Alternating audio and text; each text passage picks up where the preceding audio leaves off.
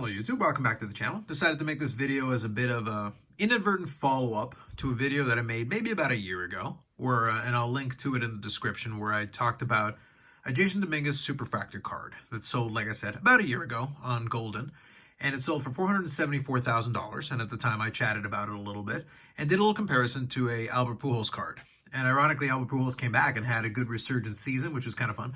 But my point when I made that video, and honestly, I could make one of these videos every 6 months, but I figured I had a little bit of a theme that I would play into it. And I'll start sharing some cards here. Start off with this shiny gold refractor Favre. But I figured I would have a little bit of fun with it because I did that for a baseball card-related topic. But in this case, I'll do a football card-related topic since the Packers season ended on the last game of the regular season, as unfortunately Aaron Rodgers decided to do his Favre impression and end the season on an interception. But that isn't actually the point that I wanted to make with it. What I really wanted to discuss as part of it, and as I'm talking, I'll show off some cards here, is I wanted to chat a little bit about Aaron Rodgers, but more specifically related to kind of the current crop of quarterbacks. But like I said, the end of the season where Rodgers threw the interception was usually this guy's trademark and the crippling moment in the playoffs where he would throw the interception. But the thing that's interesting about both of these guys is that they both have certain similarities, but also some clear and defined differences. And what it really comes down to it is that both guys are going to eventually end up in the Hall of Fame. Brett Favre is already there. But then, you know, if this ends up being the end of Aaron Rodgers' career, it's kind of poetic that he would finish it in a very similar way to a very Favrean fashion. But nonetheless is that if it's the end of his career, it is a no doubt Hall of Fame career, but not without some interesting quirks that leave me kind of wondering about the current crop of quarterbacks now, and also thinking about what I would feel like if I was one of the people who was trying to collect any of these current guys and how difficult it would be. And here's a nice shiny one. Got some prisms. Now, one thing I'm going to mention to you as I'm kind of going through these, and you're going to notice, that's a fun one, is that when it comes to it, I have some Aaron Rodgers cards, which obviously I'm showing you. But in the past, I've done the showcase where I've shown the various Brett Favres that I've got in the collection. But for the most part, I've been very picky and selective when I select the Favres. I'll drop it for now just because it would take too long to do it every single time. But when I do that collection, I tended to be a lot pickier with it. And the reason for that is because I'm not interested in collecting, thousands and thousands and thousands of cards. I've already got a couple of collections that I do that with, and that's more than enough. But the other part of it also is that as I went along figuring out what I wanted to do with it, I realized that for me, I'd rather just have quality over quantity. And also, I felt like there was value there. So when I do these various refractors similar to this, or when I do the autographs that I would pick up for Favre, I felt like there was value there, especially relative to somebody like Aaron Rodgers. Now, what was interesting about it is that as much as I've enjoyed Aaron Rodgers' tenure in Green Bay, his weirdness notwithstanding, again, I point out that this guy is not exactly devoid of weirdness, so we're grading on a curve here. But nonetheless, throughout the course of his career, it was no doubt in my mind that when I compare the two, if I'm doing it side by side and I'm doing it fairly, Aaron Rodgers is the better of the two quarterbacks. And if we're doing the comparison between them as kind of a legacy thing, technically he should be higher. But the question is, will he be? And where that plays into the modern player, and like I said, I want to make sure I focus a little bit on the modern players, is that if I was collecting one of the modern guys, and the point of that refractor video that I referenced a little earlier is when I talked about that Jason Dominguez Superfractor, and I compared it to Pujols, I wasn't saying Jason Dominguez should become Albert Pujols. I also wasn't saying he would. What I was asking was, even if he did, would the value be able to be held and maintained even if he was successfully able to do that? Because at that point, Jason Dominguez had never had a major league at bat. And to this point in time, he still hasn't. But the point is, even if he had that type of success, would it be enough? And in the same vein, I asked the question of, what if he had a long career, but what if it was never even a fraction as successful? What if it was more like an Alex Gordon type of career? Would that be, how much would that decline the value of that card? Because you're paying on all this potential, but then when it becomes realized, is that enough? And when I compare these two guys, now bringing it to these two for a second, Aaron Rodgers is to me the clearer, better quarterback. However, when we do the totality now and we add it up, again, I'm assuming that maybe by this time, within the next couple of months, Aaron Rodgers decides to retire. If he comes back, he can certainly add to his statistics, and you never know what's going to happen, but I'm doubtful that more good things will happen for him.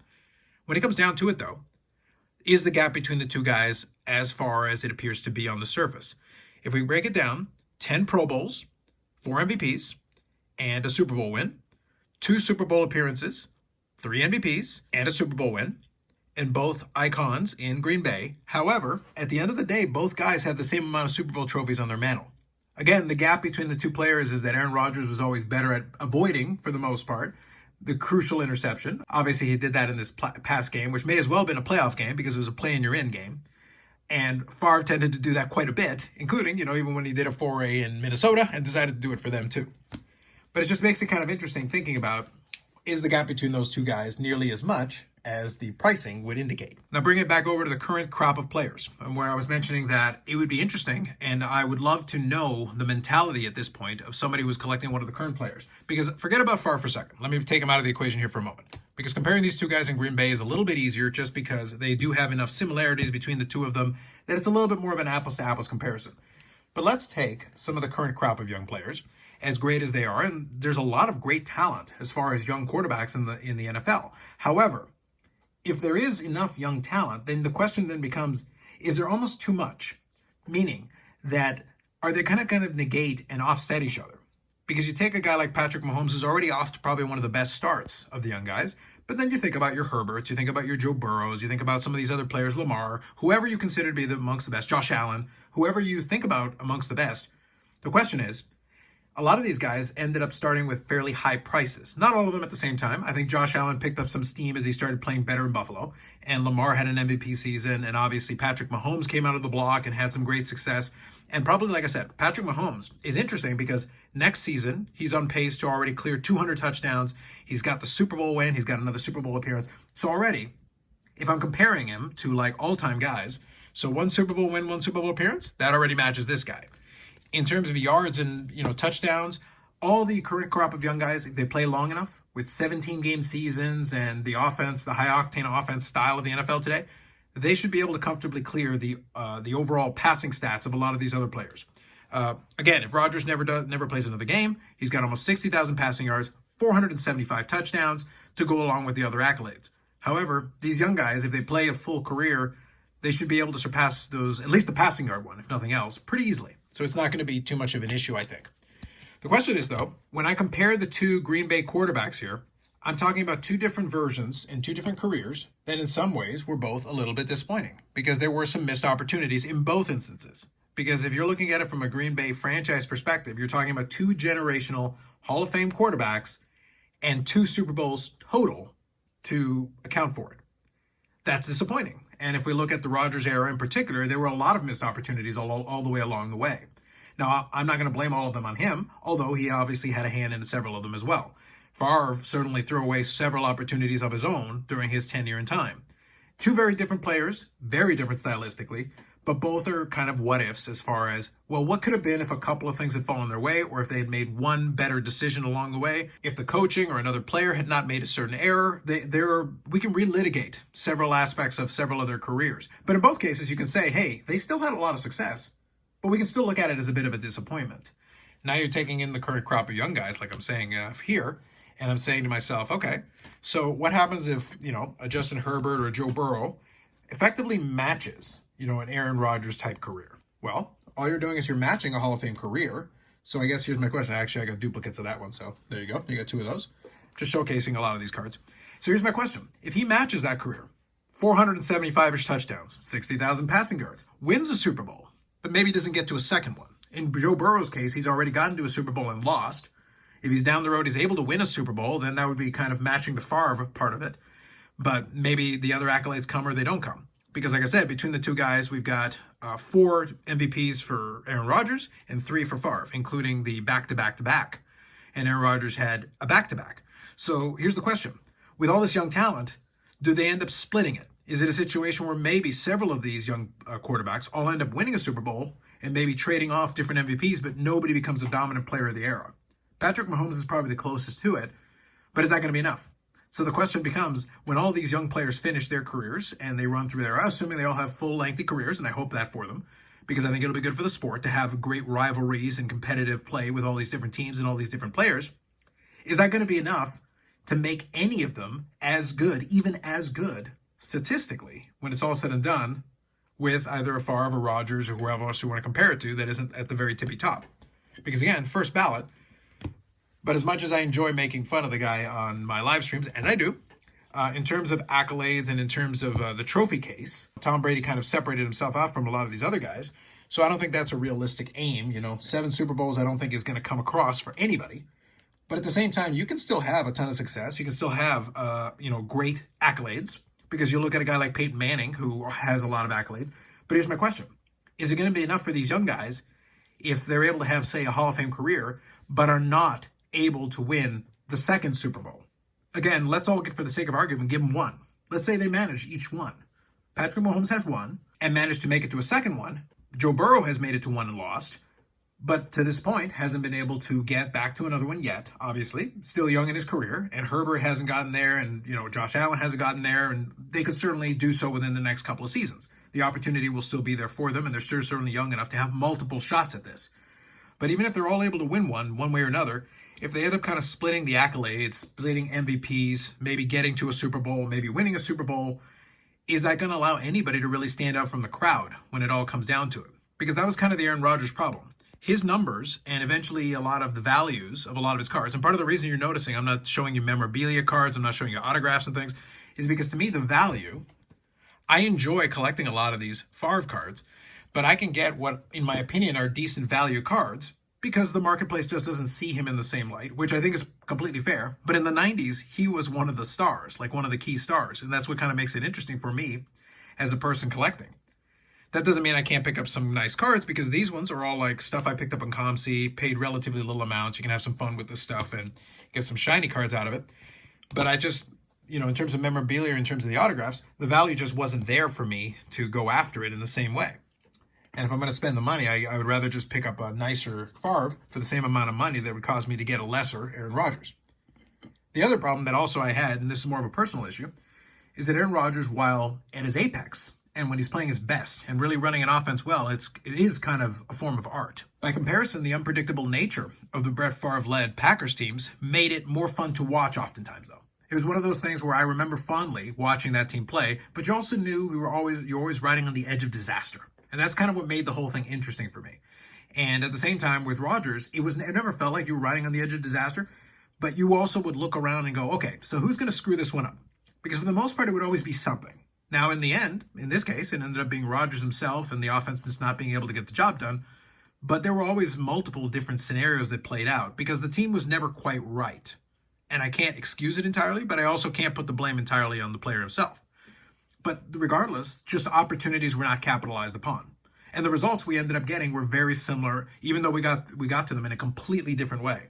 So in a certain way, even if you're going to lose, in an NFC championship or miss out on an opportunity at a Super Bowl, it was kind of fun to know that you were going to go on a complete train ride and end up where you were going to end up. And oftentimes, unfortunately, in a train crash. But nonetheless, it was one of those things where at least the ride was entertaining.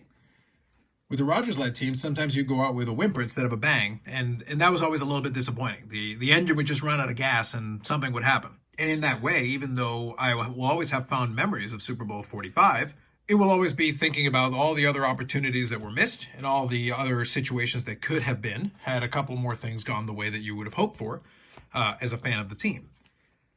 Now, bring it back around to my topic as I kind of close off here. I've got a couple more cards here I'll show you. I'm going to get into the top's finest ones. I do have a handful of those as well. Like I said, I did put together a little collection of Aaron Rodgers cards, even though for the most part my enthusiasm for it is less so for the reasons that I talked about.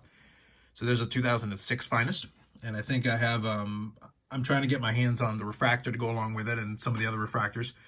I'll still grab some here and there, but as I said, my enthusiasm for this part of the PC is much less so than a lot of my shiny Favres and my various memorabilia ones, just because it's a little bit more fun to collect the other one. Like I said, even though these are the two main quarterbacks of my fandom during the time watching the team, and I did enjoy both of their tenures for different reasons, I always did kind of have a little bit more of a soft spot for the Favre-led teams just because of the nature of the way they operated, and less disappointing, but in a different way when they would fall short. And some of that difference, I think, is what made it a little bit more enjoyable for me, and I can think of it more fondly. But what I think was going to be interesting, and like I said, one more time, I'll bring it back around to the current guys. What's going to make it interesting, though, is what the legacy of Aaron Rodgers ends up being down the road. Because for all his issues and the will he or won't he retire or unretire thing that very much resembled the latter portion of the Favre regime, I will say that I think time will be kind to Aaron just because, as I said, to me, he was the superior of the two quarterbacks. And the accolades are there, obviously, the MVPs and everything else. The question is going to be, eventually the what ifs will start to fade away from memory, and then people will just remember the totality of the things he did accomplish. And if for whatever reason the next quarterbacks that come down the pipeline struggle and they don't accomplish the same amount of things, I think he'll be remembered quite fondly. In much the same way that if somebody who's a Miami Dolphins fan in 1999, I want to say 1999, I could be wrong on the year, but you can correct me on that, in 1999 might have thought, oh no, Dan Marino's retiring, which is really unfortunate. But at the same time, maybe down the road we'll get somebody else in there. And they're kind of still waiting for that next person. So you can't take for granted that you're going to get a great quarterback, let alone a back-to-back, Hall of Fame succession of quarterbacks. But at the same time, as a fan, you can still go, but we've got this back-to-back, great quarterbacks. Why haven't we capitalized on it more? And that's always going to be kind of a great what if and a bit of a disappointment. So let me kind of go off on this. So let me grab this card here. I'll just take this one away. And this one was actually included as a throw-in with a different lot, so I'll just kind of put that to the side. We'll finish off with a newer card. So there's a Mosaic, one of the parallels. I don't even know which one, to be perfectly honest with you. But it was a neat card. I like the shine on it, so I decided to include it. But the kind of final thought I have on it is that if this ends up being the swan song for Aaron Rodgers, it's unfortunate the way it ended. But I guess poetically, it probably was the way it needed to, just because it's kind of a beautiful connection, kind of to Favre in that way. But at the same time, I'm also left kind of thinking now, with the opportunity to kind of sit back and consider it a little bit more. I'm very curious what it's going to look like for the people that legitimately, I'm not talking about investors, I'm not concerned about them. They're going to do what they need to do. But I'm thinking about folks that do want to kind of collect the current guys. And that's going to be tough. It's a bit of a struggle because even in Rodgers' example, I felt like a part of the reason why, like I said, that I refrained from collecting more of his stuff is that I felt like the price was inflated relative to what I was looking at. And he was further along in his career, and I had a bigger body of work to go off of. When you're looking at the Patrick Mahomes, or you're looking at the Joe Burrow, or you're looking at the Justin Herbert, or Lamar Jackson, or even Josh Allen, or whoever you like. Maybe another quarterback comes down the pipeline in the next couple of years, and you think that's going to be the next guy. The problem is, even if they succeed, will they succeed at a level that'll make sense? When I did that Jason Dominguez one, to bring it all the way back around to my point on that one, that when I did the Jason Dominguez thing, I said, even if he matched the career of Albert Pujols, which is a stretch, it's asking a lot, will that be enough? And when I'm looking at the current crop of young quarterbacks, and I'm looking at a lot of the sports, when people are moving to the speculation side of it really early, even the people that are collecting, who are spending big money on these things, is there a scenario where you're ever going to be able to succeed? In the short term, absolutely, because there can be these bumps in the road that'll pump somebody up. If Patrick Mahomes goes on, we're going to start the playoffs here shortly. If Patrick Mahomes goes on an amazing run, wins another Super Bowl, that'll look really good on his resume. That'll be 3 Super Bowl appearances and 2 Super Bowl wins. Let's say he has a dominant season again next year, is able to win another MVP, gets to another Super Bowl. And once again, the talk goes, is he going to be able to eventually get to, that GOAT status? Is he on track? Is he tracking in that direction? He may fall well short of that, but for a moment in time, just that anticipation will be baked into those prices. But it's not like his prices are low to begin with. Even as the market has come down, and it certainly has on a lot of these players, nonetheless, the hype level is always going to be there with a lot of these current players. Every time a new crop comes up, there's always that elevation. The problem is, you start off high, there's usually nowhere to go but down. And that was the point with the Jason Dominguez one. It wasn't that the player will never become good, because I don't have the crystal ball to be able to predict that. My question became, even if they became as good as one would have hoped, what is the ceiling that you would project with a lot of these young guys? What if they did match a career like an Aaron Rodgers? What if they did win 4 MVPs? What if they were a 10-time Pro Bowler? What if they won a Super Bowl? Would that be enough? Would you feel like the value that's in there today, is that justifiable? Or would you say, oh, well, that's not good enough? Well, that's problematic. A first ballot Hall of Fame career is simply not good enough to be able to sustain it. Then maybe the price is too high to begin with. And that's a little bit scary. And that would be something that would frighten me if I was a collector for a lot of those things right now, especially. So that's it for me. I just wanted to ramble a little bit about it, kind of make reference to an old video. Like I said, I'm not going to do one of these every 6 months or whatever, but I figured I would do the football version of it, since I did have these Rodgers cards that I hadn't had the chance to show off previously. Mostly just shiny stuff, nothing too crazy. And a lot of it, honestly, was available inexpensively because I didn't target some of the bigger stuff. Just because, again, I just didn't see the value in it to be able to go after it and pay the full freight comparatively to the price. So I guess for the most part, when it comes to the nicer stuff, I'll just stick to my shiny and various memorabilia Favres. So one more there for the road. Anyway, more videos coming up on the channel. We'll talk about some different stuff, and I'm looking, regardless, Packers notwithstanding, I'm looking forward to the NFL playoffs. It'll be fun. I hopefully crossing my fingers for some good games. That's what I'm rooting for myself. More than likely, I've been kicking around the idea. I think I'll do a post-Super Bowl live stream. I'm crossing my fingers that it's a good matchup. That's kind of the main thing that I'm hoping for. But I think I'll end up doing it. I'll reach out to some folks and see if I can do some invitations to some football-related guys and maybe get their take on it will hopefully be a good game. Otherwise, the regular live streams are back on Friday, 8 p.m. Eastern Time. We're going to keep that going forward in 2023. And then additionally, like I said, as more video ideas come to me, I'll play around with it. I've got some ideas I'm kicking around right now, but I'll start putting together those videos in the coming weeks. Like if you like the video, subscribe to the channel. Thanks very much. We'll catch you in the next one.